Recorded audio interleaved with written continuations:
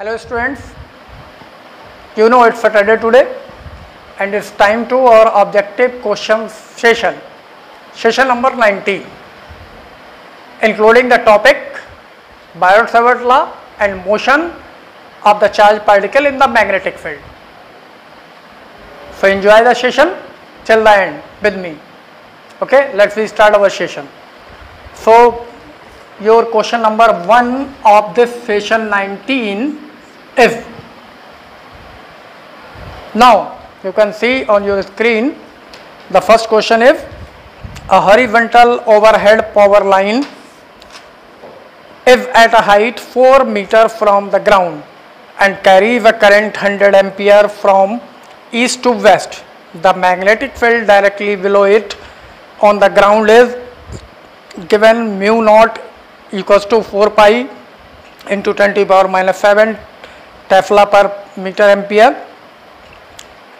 Options are A, B, C and D have their values 5 into 10 to the power minus 6 Tesla, 5 into 10 to the power minus 6 Tesla southward and 2.5 into 10 to the power minus 7 Tesla northward. D 2.5 into 10 to the power minus 7 Tesla southward. तो इनमें से कौन सा option सही होगा? So let's we solve the question. Now returns back to the board. Okay, तो question में क्या क्या गिवन हुआ है? एक वायर पावर लाइन है जिसमें I की वैल्यू 100 एम्पियर गिवन है. इससे ठीक 4 मीटर डिस्टेंस पर ग्राउंड लेवल पर एक पॉइंट है जहाँ पे आपको क्या फाइंड करना है? मैग्नेटिक फील्ड की वैल्यू फाइंड आउट करनी है. Means you have to find this value. और पोजीशन ये है, ये एक वायर है जिसमें करंट का डायरेक्शन जो गिवन है, carry the current 100 ampere from east to west. Okay, so in diagram we can see this east west north south. ठीक है, तो इसमें जो डायरेक्शन है ईस्ट से वेस्ट की तरफ है. इससे 4 मीटर डाउनवर्ड यहाँ पर कोई पॉइंट P है, इस पे आपको मैग्नेटिक फील्ड चाहिए. तो we have the formula of magnetic field due to a current carrying wire. क्या था formula? Mu for a infinite length. तो पावर लाइन की लेंथ नहीं गिवन है, मीन्स इनफाइनाइट अज्यूम करेंगे. 2 पाई I अपॉन R. ये वैल्यू, ये formula हमारे पास में है. So we can write the value of mu upon 2 pi into 2 into 10 to the power minus 7, क्योंकि ऑलरेडी आपको पता है म्यू नॉट की वैल्यू होती है 4 pi into 10 to the power minus 7. तो अगर यहाँ पुट करेंगे तो म्यू नॉट अपॉन 2 पाई की वैल्यू ये मिल जाएगी. I is given 100 and R is given 4 meters. So this is divided. Now this is 25. Now it is 50 into 10 to the power minus 7. Okay, so we can write here 5 into 10 to the power minus 6 Tesla. Tesla is the unit of magnetic field. अब बात रही direction की, तो आप इसमें कोई भी law use कर सकते हैं. Right hand palm rule use कर सकते हैं, left hand timing rule use कर सकते हैं. तो राइट हैंड पाम रूल के अकॉर्डिंग जो इसका डायरेक्शन है, जब आप इसको राइट हैंड पाम रूल अगर इंडिकेट करेंगे तो मैग्नेटिक फील्ड का डायरेक्शन आपको बताना है. ठीक है, तो मैग्नेटिक फील्ड का ऐसे अगर आप यूटिलाइज करेंगे तो ये डायरेक्शन करंट का है, ये मैग्नेटिक फील्ड, लेकिन इसको आपको ऐसे रखना है, ऐसे. तो ये डायरेक्शन जो आपका आ रहा है वो साउथ वर्ड डायरेक्शन में आएगा. साउथ वर्ड डायरेक्शन में स्क्रू रूल भी लगा सकते हैं ये, तो भी आपका ये पोजीशन जो है डाउनवर्ड मैग्नेटिक फील्ड का, ये पॉइंट का डायरेक्शन है R से. और दूसरी भाषा में अगर हम कहें कि इन दोनों के परपेंडिकुलर, इफ R और इफ करंट के परपेंडिकुलर, मतलब साउथवर्ड. सो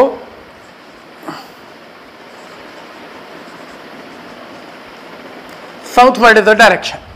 ओके, तो अब हम देखते हैं कि ऐसा कोई ऑप्शन क्वेश्चन में गिवन है या नहीं है. इसे जानने के लिए एक बार फिर से स्क्रीन देख लेते हैं, क्वेश्चन क्या था.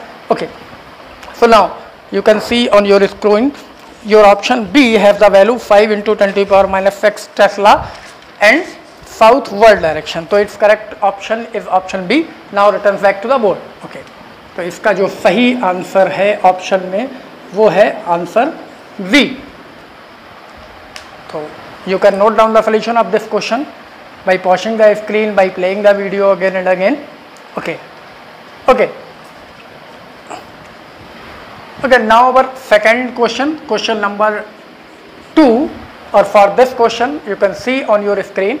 Okay, नाउ अब आप अपनी स्क्रीन पे देख पा रहे हैं the question second, the magnetic induction at the centre O in the figure shown, जो फिगर डायग्राम में बनी है वो भी आप देख पा रहे हैं क्या है। तो इस फिगर को ध्यान से देखिए, इस पे कुछ इंडिकेट है। ओके, एक सेंटर ओ गिवन है, radius r is given and radius r2 is also given, और यहाँ पे 4 कंडीशंस गिवन है, एरोज गिवन है जो कि आपको दिखाए गए हैं करंट के डायरेक्शन के लिए।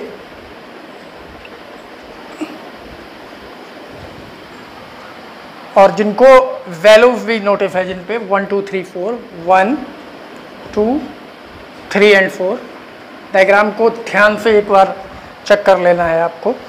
एंड सेंटर पे मैग्नेटिक फील्ड फाइंड आउट करना है। इसके 4 options A B C D R given है, इनमें से कोई ऑप्शन सही होगा या नहीं होगा, इसको जानने के लिए हमें इस क्वेश्चन को सॉल्व करना पड़ेगा। और सॉल्व करने के लिए क्या करना है आपको ऑलरेडी पता है, you have to return back to the board. Okay, so now you can see in the figure, ये जो कॉइल है इसमें डायरेक्शंस गिवन है, 4 सिचुएशंस हैं करंट की। एक्चुअली ये I का डायरेक्शन गिवन है 1 2 3 एंड 4।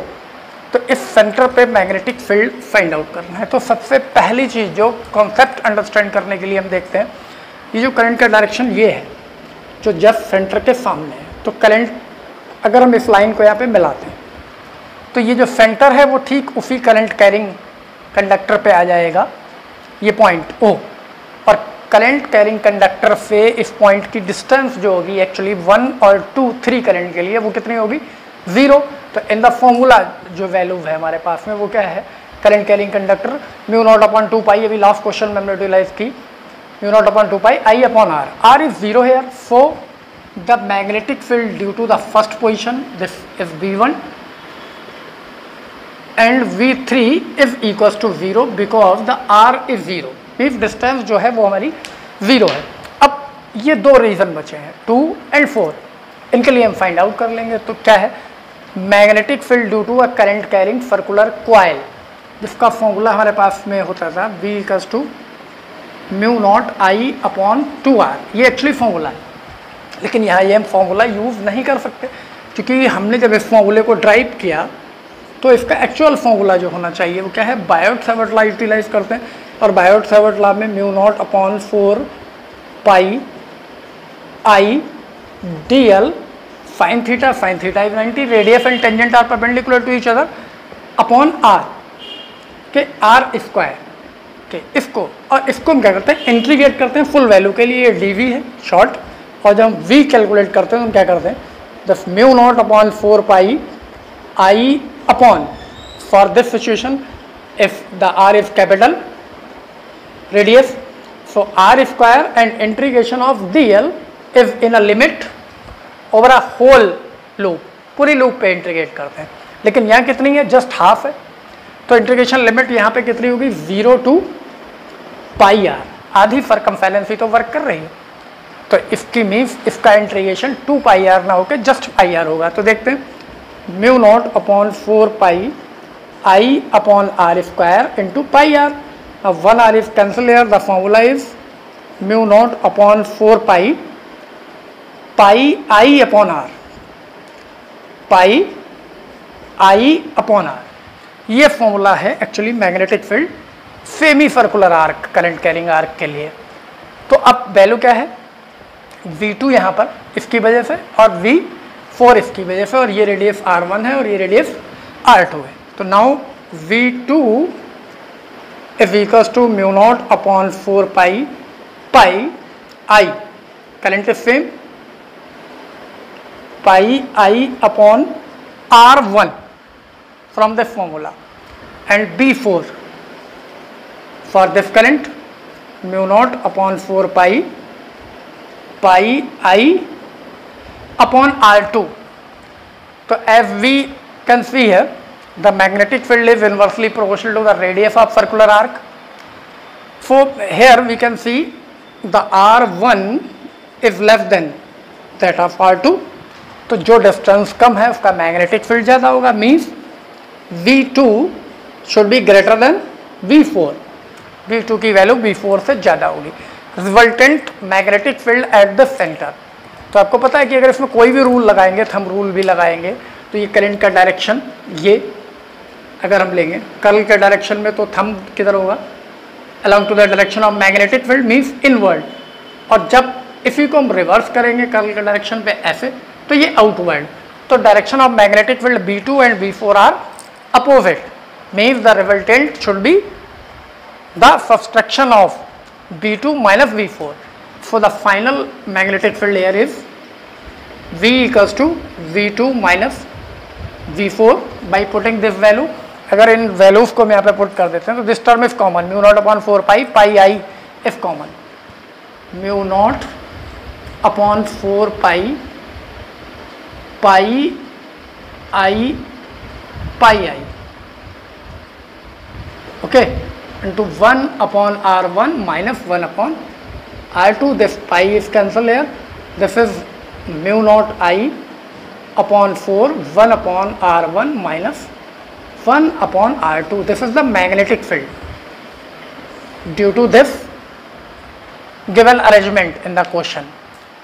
तो ऐसा कोई ऑप्शन हमारे सॉल्यूशंस में है, ऑप्शंस में या नहीं है, ये देखने के लिए once again see on your screen. Okay.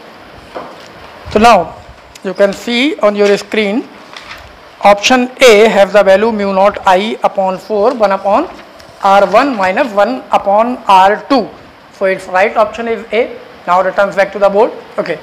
So the correct option is, answer is A. This is the solution of the second question of the session. You can note down this solution also by pausing the screen, by playing the video again and again. Okay. Our next question, that is question number 3 of this session. So for this question, once again see on your screen. Okay, now your question 3rd is, two concentric coils, each of the radius equals to 2 centimeter, are placed at right angles to each other. 3 ampere and 4 ampere are the currents flowing in each coil respectively. The magnetic induction in Weber per meter square at the center of coils will be mu naught is given 4 pi into 20 power minus 7 Weber per ampere meter. Options are given A, B, C and D, and these are 5 into 20 power minus 5, 7 into 20 power minus 5, 12 into 20 power minus 5 and 10 to the power minus 5. 4 options are in the question. So to solve the question, now returns back to the board. Okay, so आपको दो coil given है, radius of both R1 and R2 are given 2 pi centimetre. सबसे पहले हमको क्या करना होगा, इसको MKS और SI सिस्टम में कन्वर्ट करना होगा, that is 2 pi into 10 to the power minus 2 in meter. Now the currents are given, I1 is 3 ampere, I2 is 4 ampere. और जो क्वेश्चन में कंडीशन है उसके अकॉर्डिंग क्या है, ये दोनों एक दूसरे के परपेंडिकुलर रखी गई हैं कॉमन सेंटर के साथ में. मीन्स अगर एक कॉइल ये है तो दूसरी कॉइल इस तरीके से रखी गई है. मीन्स इनका जो सेंटर है वो कॉमन है. So this coil is 1 and this coil is 2. तो इसका मैग्नेटिक फील्ड इसकी एक्सेस के अलाउंग होगा. मीन्स इस डायरेक्शन में जो होगा वो B1 होगा, पहली वाली कॉइल, और इस वाली कॉइल का, ये दूसरी कॉइल है, इसका मैग्नेटिक फील्ड इधर होगा V2, और इन दोनों का रिजल्टेंट होगा यहाँ V. So you can see in this particular diagram, the B1 and B2 are perpendicular to each other. So their resultant must be equals to, we can calculate it by using the law of parallelogram. So first we have the formula for magnetic field at the center of a coil carrying a current I is mu naught I upon 2R, where R is the radius, I is the current.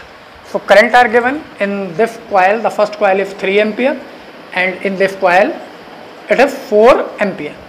Okay, so and B1 and B2 are perpendicular because V1 are V2 perpendicular to each other. So resultant V must be equals to this B1 square plus V2 square according to law of parallelogram. B1 square plus V2 square plus 2 B1 B2 cos theta.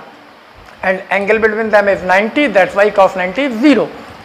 So the value of B1 is mu naught I1 upon 2, R are equal for both, so R square plus mu naught upon 2R I2 square.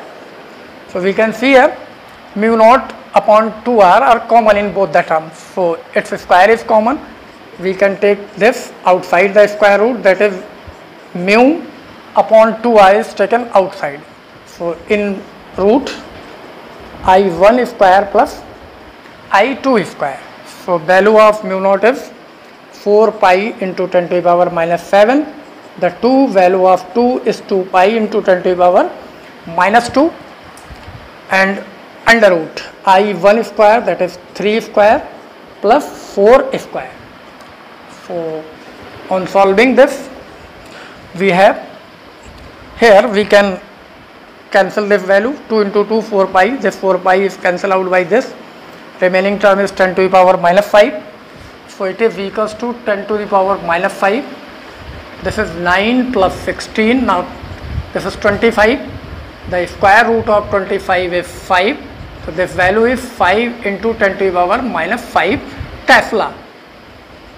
Okay. So हमारे पास ऐसा कोई option है या नहीं है, इसको check करने के लिए हम एक बार फिर से स्क्रीन पे चलते हैं. Okay. So now you can see on your screen the option A has the same value 5 into 10 to the power minus 5 Tesla. So unit are not given in the option, but the magnitude is same, 5 into 10 to the power minus 5. So this should be the right option. So now returns back to the board. Okay. So your right option is answer A. So this is the solution of your third question. इसको भी आप हमेशा की तरह video को दोबारा play करके या फिर स्क्रीन को पॉज करके नोट कर सकते हैं. Okay. Okay. Now our fourth question, question number 4. For knowing this question, see on your screen. Okay. So you can see on your screen two identical wires A and B, each of the length L, carry the same current I. Wire A is bent into a circle of radius capital R, and the wire B is bent into a form of square of side A. If BA and BV are the values of magnetic field at the centers of the circle and the square respectively, then the ratio VA upon BV is. Options are A, B, C and D. So we have to solve this question for knowing the right option, and सही option को जानने के लिए now returns back to the board. So question क्या है, अभी आपने देखा अपनी स्क्रीन पे. क्वेश्चन के अकॉर्डिंग हमारे पास में दो वायर हैं, एक A है एक B है, जिनकी लेंथ सेम है L, और उन दोनों में से एक को सर्किल के फॉर्म में टर्न किया गया है. मीन्स पहले वायर की जो एक्चुअली दोनों की वैल्यू L1 L2 या फिर हम ये नोटिस करें LA LV both are equals to L. अब पहले वाले को क्या किया गया है, इसको इस तरीके से टर्न करके एक R रेडियस की, ये A वाली फिगर है, R रेडियस की कॉइल में टर्न कर दिया गया है. ओके. करंट दोनों में सेम फ्लो हो रहा है. और दूसरे को क्या किया गया है, एक स्क्वायर के शेप में, मीन्स दिस टाइप, इसको कोई भी जिसकी आर्म को ए नोटिस किया गया है, इसको मोल्ड कर दिया गया. ठीक है.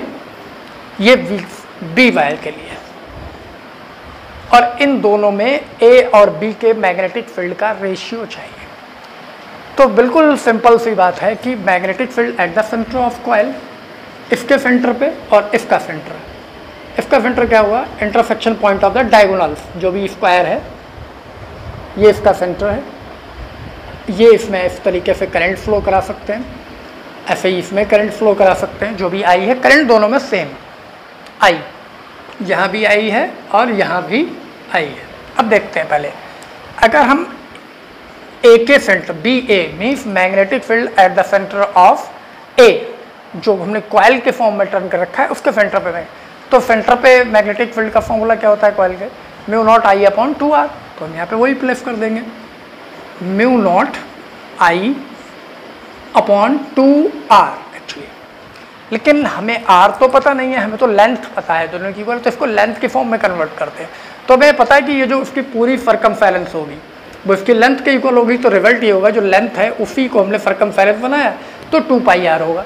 तो मीन्स यहाँ 2r तो है, अगर पाई और आ जाता है तो इसको हम l के फॉर्म में रिप्लेस कर सकते हैं। मीन्स हम इसको क्या कर सकते हैं, पाई से मल्टीप्लाई और पाई से डिवाइड कर सकते हैं। Now the formula become μ0 pi I upon 2πr, और यहाँ पे अगर हम नोटिस करें because l equals to 2πr, so now this can be written as μ0 pi I upon l। This is the magnetic field at the centre of coil. Now for the square, अब इस square को ध्यान से देखते हैं। इस square की arm कितनी है a, और ये ऑलमोस्ट 4 कंडक्टर बन रहे हैं 1 2 3 4, और इसका सेंटर O ये है, और यहाँ पे मैग्नेटिक फील्ड निकालना है। तो आपको पता है कि ये 4 कंडक्टर अगर हम सपोज कर रहे हैं 1 2 3 4 लाइक आर्म, तो चारों आर्म से ये इक्वल डिस्टेंस पे होगा। और डिस्टेंस कितनी है सारे कंडक्टर से सेंटर की, साइड की half of the side means a/2। और ये जो एंगल बन रहा है आपको ये भी पता है, द इंटरसेक्शन ऑफ डायगोनल्स जो होता है स्क्वायर का, तो ये जो एंगल बनता है ये 90 होता है। और ये अगर हम इसको बाइसेक्ट कर दिया तो ये एंगल कितना होगा 45, ओके। और ये जो डिस्टेंस होगी वो होगी a/2। तो हम यहाँ पे जब मैग्नेटिक फील्ड फाइंड करेंगे तो वो होगा BA, ठीक है। और ये किसके लिए, फॉर 1 आर्म, एक आर्म के लिए कितना होना चाहिए magnetic field due to a current carrying wire of finite length. ये इन्फिनिटी तो नहीं है, ये तो लेंथ हमें पता है a है, इनफाइनाइट के लिए फॉर्मूला अलग होता है। तो वो क्या होता है formula, μ0 upon 4πi upon r, जो भी डिस्टेंस हो, sin φ1 प्लस sin φ2। स्टडी किया होगा आपने ये formula, magnetic field due to a current carrying conductor of finite length, okay. So here φ1 and φ2 both are equals to 45 degree. You can see here this angle. तो जो ऊपर वाला angle बन रहा है एक ऊपर वाले एज से वो भी 45 है, और जो नीचे वाले एज से बन रहा है वो भी 45 है। तो टोटल एक आर्म का ये आ जाएगा। टोटल हमें चाहिए, सब में करंट इक्वल है, सारी आर्म इक्वल है, ए साइड की है, और सबके लिए डिस्टेंस इक्वल है a/2 सेंटर से।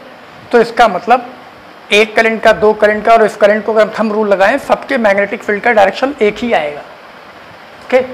या कोई भी मैग्नेटिक डायरेक्शन रूल लगाएं तो सबका एक ही आएगा, मतलब ये सारे के सारे ऐड हो जाएंगे। और ये हमें पता है कि जब सारे कंडक्टर में करंट इक्वल है, चारों में, चारों की लेंथ इक्वल है, और चारों से ऑब्जर्वेशन पॉइंट की डिस्टेंस इक्वल है, तो सबका मैग्नेटिक फील्ड भी इक्वल होगा। मीन्स एक मैग्नेटिक फील्ड हम सॉल्व कर लें और 4 टाइम कर दें इसको, तो जो फाइनल BA है फॉर स्क्वायर, कंप्लीट स्क्वायर के लिए, वो एक्चुअली क्या होगा, वो होना चाहिए 4 times into this value μ0 upon 4πi upon r को एक्चुअली यहाँ पे जो हमें लेना है वो है a/2। कंडक्टर से डिस्टेंस कितनी है a/2, और जो एंगल है वो sin 45 है, मीन्स sin 45 प्लस sin 45, तो 2 sin 45। ये वैल्यूज हमारे पास आ गई। हम इनको सॉल्व करके देख लेते हैं क्या क्या मिल रहा है हमें।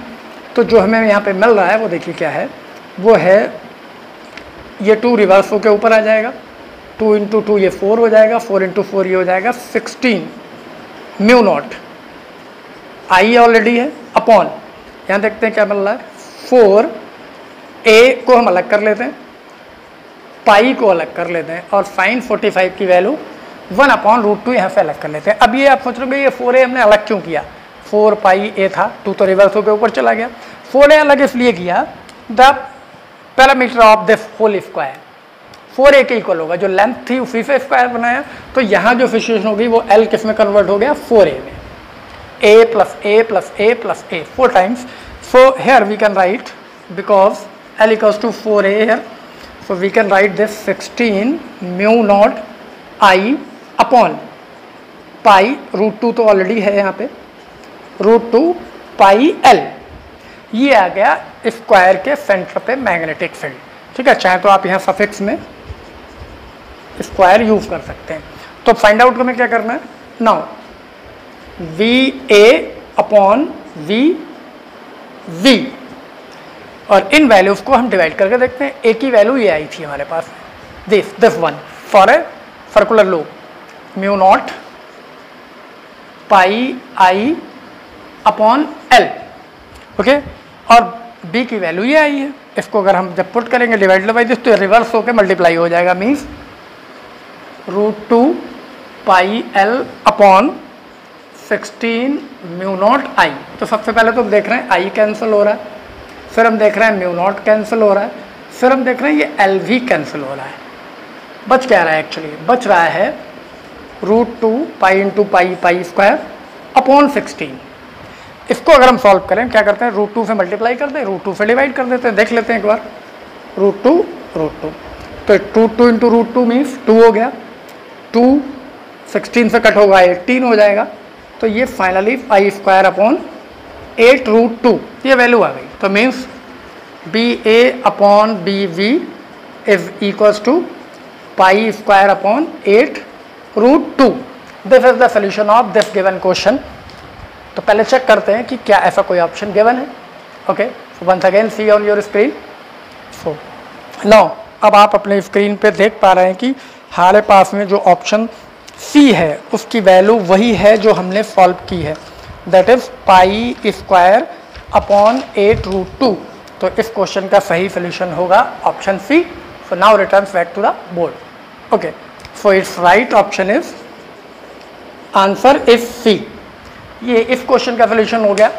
तो आप इसको भी नोट डाउन कर पाएंगे, स्क्रीन को पॉज करके वीडियो को दोबारा प्ले करके जितनी बार चाहे उतनी बार आप देख सकते हैं इस वीडियो को। So you can note down this by watching the screen और by playing the video. Okay, our next question that is question number 5 and for this question once again see on your screen. Okay, so in this question two particles x and y having the equal charges after being accelerated through the same potential difference enter a region of uniform magnetic field and describe the circular path of radius r1 and r2 respectively. The ratio of mass of the x to that of the y is 4 options are given in the questions A, B, C and D और इनमें से कोई ना कोई एक option जरूर सही होगा। तो let's we check. Now return back to the board. Okay, आपके क्वेश्चन 5 में दो पार्टिकल गिवन हैं जिनके चार्जेस सेम हैं, मीन्स क्यू एक्स की वैल्यू वही है जो क्यू बाई की है। इसको हम क्यू सपोज कर सकते हैं। एक ही मैग्नेटिक फील्ड में इंटर कर रहे हैं, मीन्स बी सिंगल है जो सेम ही है। अगर हम इनको सपोज करें V1 एंड V2 तो उसकी ज़रूरत नहीं है। और तीसरी जो नेक्स्ट बात है, सेम पोटेंशियल डिफरेंस से एक्सेलरेट किए गए हैं, means B1 and B2 equal हैं, इनको हम B सपोज कर लेते हैं और इनकी रेडियस अलग अलग है R1 R2। तो इन पार्टिकल्स के मासेस का रेशियो रेडियस के टर्म में पूछा गया है। ओके, सिंपल सा। तो हम देख लेते हैं क्या आएगा। सबसे पहले जो रेडियस होती है, जब किसी मैग्नेटिक फील्ड में कोई चार्ज परपेंडिकुलरली इंटर करता है तो उसका पाथ सर्कुलर होता है, ये इसमें भी, और इस सर्किल की कोई ना कोई रेडियस होगी। वही रेडियस R1 R2 गिवन है दो पार्टिकल्स के लिए। तो सबसे पहले हम फर्स्ट के लिए निकालते हैं R1, ठीक है, जिसका फॉर्मूला होता है generally R = mb upon qv। Okay, so it is mb upon qv, ठीक है। तो हम देख पा रहे हैं दोनों चार्जेस के लिए चार्ज सेम है और मैग्नेटिक फील्ड कॉमन है। तो this term is constant for both. mb is the linear momentum product of mass and velocity, so we can write this in terms of this p upon qv. qv is constant, it means r1 actually proportional to p है। तो first के लिए p1, तो r2 is directly proportional to p2 होगी। और यहाँ पर ये जो टर्म गिवन है पोटेंशियल डिफरेंस, इसका क्या यूज है, बेसिकली एक रिलेशन होता है, मे बी आप लोगों को पता है, kinetic energy V = square of the linear momentum divided by 2m. So p square is equals to 2mk and p can be written as √2mk। इसको हम यूटिलाइज करेंगे। So the ratio of r1 upon r2 is equals to p1 upon p2 because qb is constant और this is equals to √2m, पहला particle x है तो mx इसका मास है, या m1 सपोज कर लेते हैं इसको फर्स्ट के लिए। और k जो है actually kinetic energy of a particle, charge particle when it is accelerated through a potential difference b is given by amount of charge and the potential, means ये qv होती है। तो इस k को हम रिप्लेस करके qv यूज कर सकते हैं। Divided by under root 2m2 तो आपको ऑलरेडी पता है 2 डिवाइड है, कैंसिल हो जाएगा, Q दोनों का सेम है, कैंसिल हो जाएगा, पोटेंशियल दोनों का सेम है, कैंसिल हो जाएगा, क्या बचा m1 m2। So R1 upon R2 equals to under root m1 upon m2, और हमें मासेस का रेशियो चाहिए, मतलब इस स्क्वायर रूट को हटाना पड़ेगा। तो हम क्या करेंगे, squaring on both side, square कर लेते हैं। तो स्क्वायर करते हैं तो हमें मिल जाएगा m1 upon m2 equals to R1 upon R2 और इसका square. This should be the right solution of this question. तो क्या ये सही है या नहीं सही है, इसे जानने के लिए एक बार हम फिर से अपनी स्क्रीन पे चलते हैं। Okay, now you can see on your screen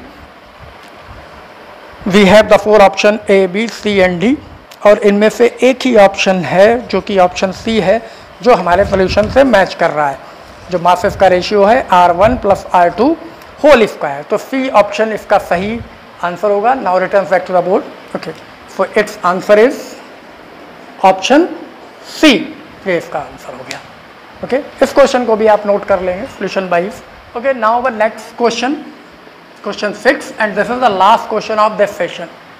So for this question once again see on your screen. Okay, now अब आप देख पा रहे हैं अपने स्क्रीन पे question number 6। A proton, a deuteron and an alpha particle having the same kinetic energy are moving in circular trajectories in a constant magnetic field.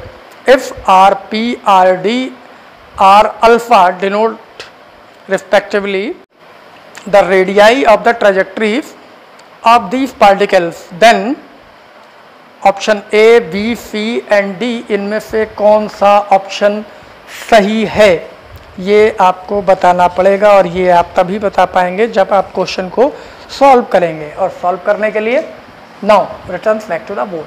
Okay, तो आपने देखा कि क्वेश्चन में क्या गिवन था, एक प्रोटॉन, एक अल्फा पार्टिकल और एक ड्यूट्रॉन, और इनकी जो रेडियस है, जिस सर्कुलर पाथ पे ये ट्रेवल करेंगे किसी मैग्नेटिक फील्ड में, सेम मैग्नेटिक फील्ड है, उनकी रेडियस में रिलेशन चाहिए। तो उससे पहले सबसे पहले हम जान लेते हैं, लेट mp, प्रोटॉन का जो मास है उसको हमने सपोज कर लिया m। अब ड्यूट्रॉन के मास को अगर हम md से सपोज करें तो you have to know this, deuteron का जो मास होता है वो प्रोटॉन के मास का कितना होता है, जस्ट डबल। तो means it should be 2m। अब तीसरा पार्टिकल जो क्वेश्चन में गिवन है वो है alpha particle, so its mass आपको पता है 4 टाइम्स ऑफ द प्रोटॉन होता है इसका मास अल्फा पार्टिकल का, सो इट इज 4m। अब बात करते हैं चार्ज की। तो जो प्रोटॉन पे चार्ज होगा वो होगा Qp, जिसको नॉर्मली इलेक्ट्रॉन के इक्वल होता है E। ड्यूट्रॉन का चार्ज भी सेम ही होता है जितना प्रोटॉन पे होता है, बट अल्फा पार्टिकल का जो चार्ज होता है वो 2e, double of the proton होता है। ओके, तो ये मासेस हो गए, ये चार्जेस हो गए। अब हमें रिलेशन रेडियस के फाइंड आउट करना है। तो सबसे पहले तो रेडियस का फॉर्मूला अभी लास्ट क्वेश्चन में हमने यूटिलाइज किया था, mb अपॉन qv, ठीक है। अब लेकिन इसमें यह भी दे रखा है कि इन सबकी काइनेटिक एनर्जी इक्वल है, means kinetic energy of proton is equals to kinetic energy of deuteron is equals to kinetic energy of alpha particle. इसको हम के सपोज कर लेते हैं, ठीक है, से दैट सबकी इक्वल है। तो पहले इस आर के फॉर्मूले को काइनेटिक एनर्जी के फॉर्मूले में कन्वर्ट करते हैं, तो वो क्या होगा, this is the linear momentum. अभी मैंने लास्ट क्वेश्चन में बताया, it can be written as p upon qv, और p किस में रिप्लेस करते हैं, under root 2mk upon qv। अब काइनेटिक एनर्जी तो सेम है, चार्जेस में डिफरेंस है, मैग्नेटिक फील्ड भी सेम है, एक ही मैग्नेटिक फील्ड है, तो इनका रेशियो में फाइंड करना है। So we can write here rp, next rd, next r alpha. Okay, ये रिलेशन बिल्डअप करना है, तो हमें क्या क्या लिखना पड़ेगा, for proton rp this is under root 2mp k upon ev।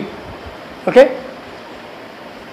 Ratio for deuteron 2mdk upon charge कितना है ड्यूट्रॉन का, सेम है, ev।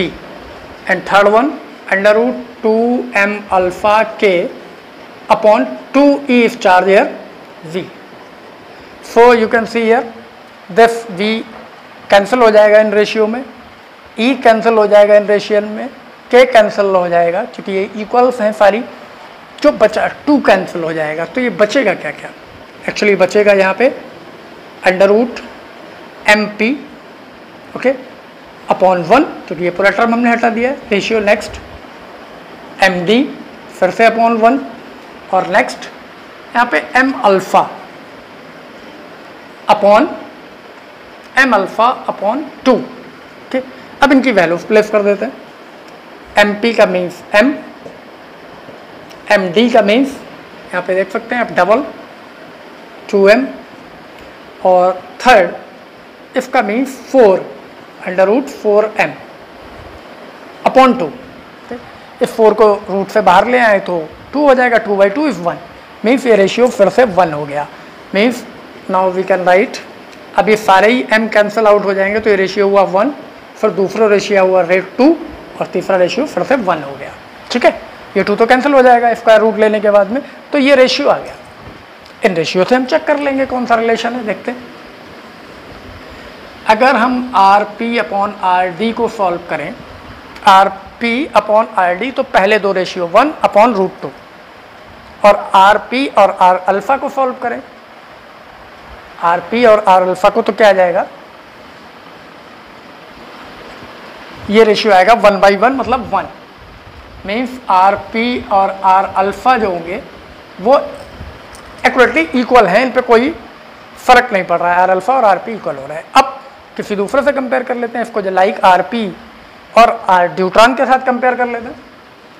Are P upon R D is equals to 1 upon root 2। R P और R D का ratio लें तो 1 और root 2 है, तो 1 अपॉन रूट 2 से सीधा सीधा रिजल्ट ही हो गया, R D is equals to R two R P. जो ड्यूट्रॉन की रेडियस है वो root 2 times of the proton की रेडियस है, तो ड्यूट्रॉन की रेडियस क्या है, ज़्यादा है, तो यहाँ पे रिजल्ट क्या आया, R P is less than R D, और आर पी किसके बराबर है, आर अल्फा के बराबर है, तो we can write here R P is equals to R alpha and this is less than R D. अगर ऐसा कोई ऑप्शन हमारे सोल्यूशन में है तो हमारा सोल्यूशन सही है। तो let's we check, see on your screen. Okay, so now you can see on your screen option first, that is option A has the value or alpha equals to Rp, and this is less than the radius of deuteron, and other options are not matched with our solution. So the right option answer should be the option A. So now returns back to the board. Okay, so its right option is answer A. This is your right answer. So this was the last question of this particular session 19. So now that's all for today. Now we will meet in our next session with a new topic. Till then, enjoy and goodbye.